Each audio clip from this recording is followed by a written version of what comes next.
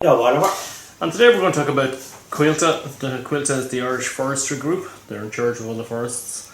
So they've gone into bed basically with Gresham House. Gresham House is a fund, and they hope to raise 200 million to grow more forests. The goal is basically that we have 11% forest coverage in Ireland at the moment, and they're aiming for 18%. Okay, they say they need to raise capital, and that's why they've done this. But unfortunately, all the biodiversity groups are complaining. They're saying that they're going to be growing the wrong kind of tree. That there's spruce tree, which is the Christmas tree, and of course we know that there's there's no wildlife in a forest like that. It's completely barren and dead. There's no birds. So people are calling for a more mixed type of forest, a broadleaf kind of forest. Which are native trees. Correct, which makes sense. You can't put your eggs in one basket as regards putting pine trees and those type of trees, Christmas trees and all the rest of it, and plant those because wildlife can't thrive in those places.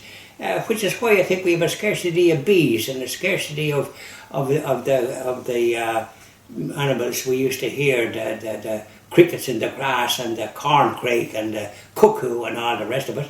We used to hear them and other wildlife that I don't hear now, some months now that I kind of nearly forget. But when I was growing up, this was the way it was done.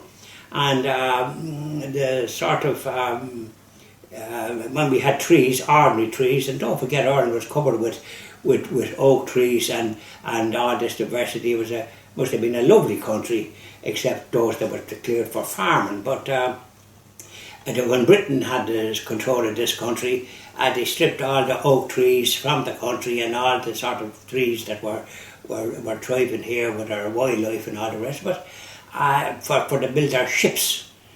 So they normally did that. They stripped of the natural whatever a country is producing, the same they did in other countries that were producing. So this is the trouble in this country. And Coillte have been so long in the forestry business for years. I'm surprised they hadn't got such a small sum as 200 million, because it's not big money, but they must be just flying by the seat of their pants when suddenly they have to have investment from a finance crowd in Britain, which is about the last place you should be going for finance, to my way of thinking, because they won't have the interest of this country at heart and a fit. They never did and they never will. They just stripped the country. So this business of putting money into this Coillte for commercial purposes, there's more than commercial purposes in life. You've got to have diversity, and trees that birds and can thrive in, and that give a bit of diversity to the forestry situation. Don't forget other countries have diversity. The like of France, 25% of their land is in forestry, and this is forestry that's conducive to wildlife and all the rest of it. Which is why you hear the cuckoo there all the time, no matter where, when the cuckoos are in season, which is usually around April, May and those type of periods. And so you'll hear the cuckoo and you'll hear various other, like the ones I was talking about, the crickets in the grass. You'll hear all this, and the other animals that I mentioned there a while ago. So these are the things that a forest should produce, not just commercial.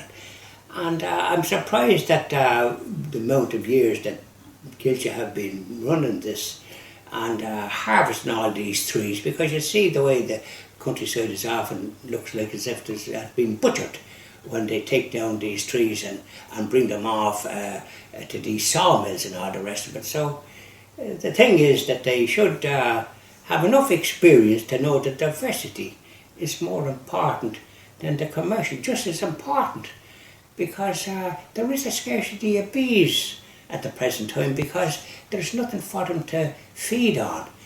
Farmers now, where they used to use in the country, they used to use manure which is very good for gardeners and all the rest of it, for the growth of potatoes and cabbages and carrots and peas and all the rest of it. We did it ourselves, and we would have got manure because it was good. So it was good for everything in the country. But for some reason or another, you don't come across that now, of manure. It's this whatever the slurry that they spread on the land, which is an obnoxious smell out of it. When they're doing it, you nearly have to have your nose that you can't smell it because it's obnoxious, and I think it interferes with the rivers as well. It interferes with that. So what they're doing is interfering with the rivers and the lakes, which was full of fish years ago, trout, salmon, you name it, perch and all the rest of it. And we had visitors abroad. I come across them myself not that long ago, when they were coming here for the fishing and for various other pursuits. Plenty of visitors, but they're not coming now, and they were coming from the continent. They come across French, German and all the rest of it, and they found this country beautiful, a green oil, like, the Emerald Oil, and it was well named. So everything was conducive to nature. We had beehive. We had these hives where people had their beehives, and they were able to have really nice honey and all the rest of it, natural honey. And so this is the problem with what Coillte is doing, and I think they should think twice about it. I'm surprised that the small amount of 200 million that they had to get somebody to invest in it, because they want a return and profit. That's all they're interested in. We have a government here that is forking out billions for a children's hospital, and if they have the money for that, they surely should have enough money for Coillte without them having to go cap in hand for investments from the League of England or Britain. I think what's happening here is that Coillte, what they're looking at is wood. The end product is wood, okay? And they're looking for something that's a tangible investment. They want to grow forests. But no, unfortunately, they're putting the wrong forests. But what the biodiversity groups are saying is that if you put the broadleaf, the native trees in, that it'll be good for tourism, it'll be good for wildlife. But the way Coillte, I suppose, are looking at it is there's no return on it, because you can't do much with those trees, and it takes a long time for them to grow. So the spruce grows quick. It's a long-term investment, and it's tangible. I can understand the business, that commercial aspect for Coillte, but I certainly don't appreciate them having to get funds from Britain or from any other place. They should have funds being able to get here in this country from the government. That's what they're supposed to do. Coillte is a semi-state body, as far as I know, or at least was, and I presume it still is, so it doesn't seem prudent to do such a thing. So this is the sort of irresponsibility that this government, I think, has. They're not there for the good of the Irish people and the good of the country and the good of everything like that. So I think they want to sort of change their tune, and it's a pity that this information has come to the fore, with the fact that Coillte now is getting investment from a fund that is from Britain, and it's for commercial purposes, and they want to make a profit. That's not the way to run the forest in this country. By all means, make a profit, have some kind of a commercial aspect, but also have the other biodiversity, so as that the country can thrive, and we'll have the wildlife and the bees and the honey and all the rest of it. There's a scarcity of these things, and there's a scarcity of a lot of other things. Fortunately, where I live, it's not gone that bad, although there is slurry spread and it's not good. But farmers now are getting what they call set aside, a couple of acres, to try and bring back this, and getting paid for it, to try and bring back this diversity.